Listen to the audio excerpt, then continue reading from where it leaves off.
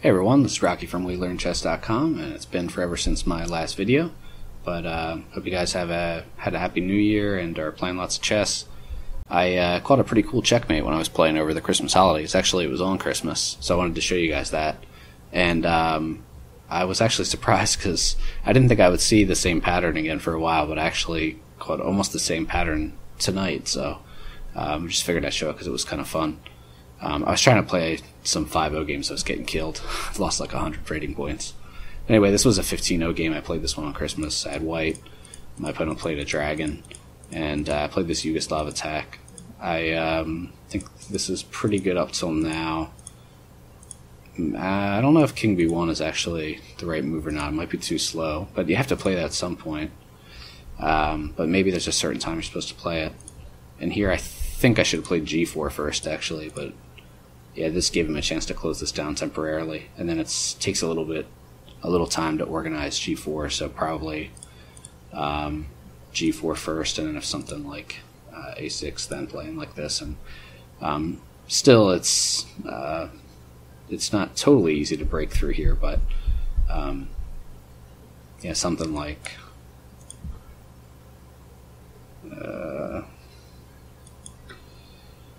probably doesn't want to take, yeah. Yeah, this puts him in a tough position. I don't know if he can. Yeah, he can't push. I'll just take it. So yeah, G4 would have been better.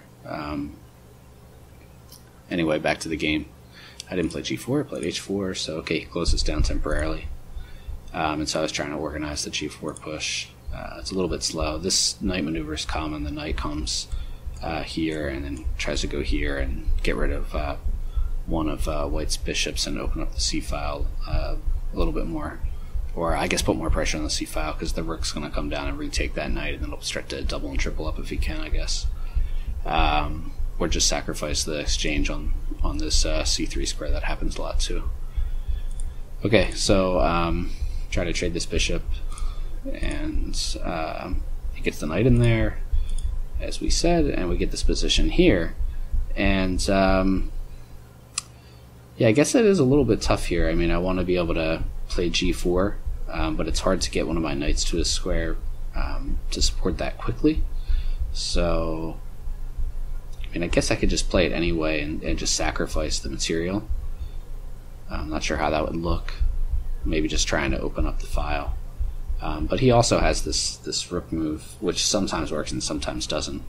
This rook is temporarily protecting this square, so it keeps the queen out of queen checks. So, like, if I was to somehow open up the H file, and he played rook over here, if this rook wasn't on this C4 square, I might be able to in some positions play the queen check on D4, and then take that, potentially take that rook or just checkmate him.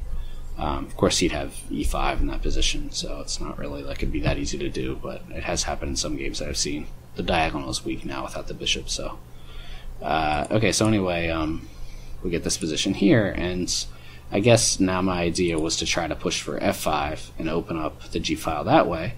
And he thought he was going to be able to not win a pawn cleanly, but he played this common exchange sacrifice, and then he thought he was going to win this pawn with a tempo, but it turns out here there's actually two ways to force checkmate. So if you want to stop the video and see what the moves are here for White, then go ahead and do that. Alright, I'm going to give the solution now. Well, I guess it should be pretty obvious because there's only so many squares you can go to. But I thought it was pretty cool that the knight can actually check on either of these two squares, and it'll end up being checkmate. So this is a double check, so the queen can't get taken. And that's really important. So, alright, well, let's check out this one first. Well, I played in the game on this square on E6. So, well, if the king goes back, then it's just mate in 1. And if the king goes over, it's also mate in 1. And if the king goes over here, it's also mate in 1 because these pawns protect the G5 square, so that's pretty cool. So it can't actually go anywhere.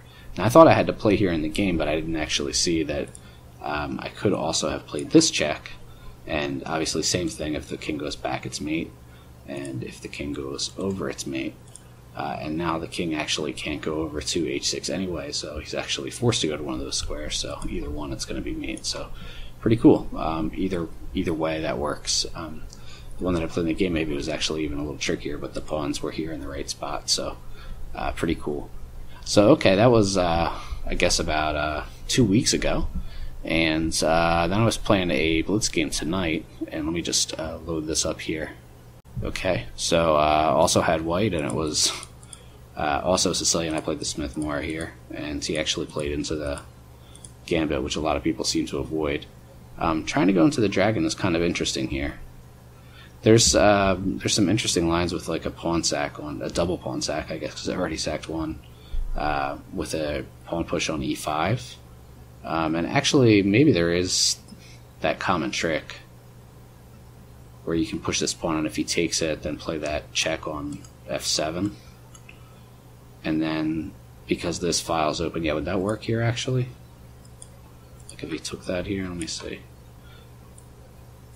You just win the queen that way, but yeah, and he can't come out because this file is taken. So yeah, actually I could have played that right there.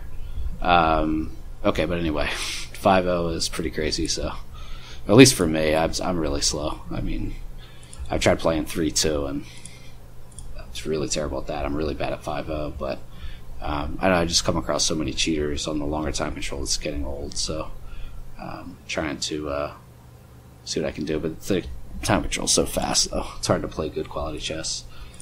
Okay, so anyway, I'm just playing like the standard Smith-Morra moves. I just move the bishop back just to protect this pawn temporarily, and one of the things you can do in the Smith-Morra is chase the queen a lot, so I just repeated here once, and then hit the queen again. It's really hard for the queen to find a good square in the Smith-Morra, so a lot of times you get a lot of tempi.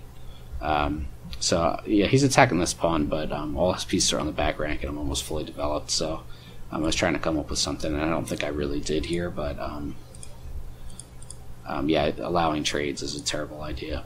Okay, so I tried to sack another pawn here just to get some activity. I don't know if this was really working. He moved the knight here to protect this square so that he could move the queen over and attack this knight, and then I wouldn't be able to take this pawn. But I had this sort of in-between move, and actually won a piece here. I don't actually know if that was working, but okay, so I traded this bishop, and now we have this weak diagonal again. And yeah, I don't think I played the best moves here necessarily. I guess, yeah, I don't know why I played that. I should have played the knight back to f3 first, hit the queen yet again, and this pawn's still protected. Oh no, he's got it twice, but if he takes it, I don't know. Yeah, if he takes it, I guess he can take it. I mean, if he takes it with the queen and I take, rook takes, and then I win one of these pawns back and I'm on this pawn, but yeah, I don't know. I don't really like that. It's not enough. So anyway, maybe what I did in the game actually turned out to be a good idea. So he does snatch this pawn, and now my opponent has, what, 3 pawns? 1, 2, 3, 4, 1, 2, 3, 4, 5, 6, 7. So this looks terrible. But I am on this diagonal again, and he doesn't quite see it. What he was trying to do was, I think, protect this pawn, because if he had, I don't know, done something else, like, I don't know, push this pawn or something, then I can get this double check in, and even if there wasn't a checkmate, which there is, of course, then he was just thinking about his material. But actually, this pawn's covered anyway, so I actually not really sure why he did that. But okay, he didn't see the idea in the game, so I guess he was trying to protect that, and I was able to play this nifty move. And again, this knight keeps the king out of the h6 square, and he has to retreat.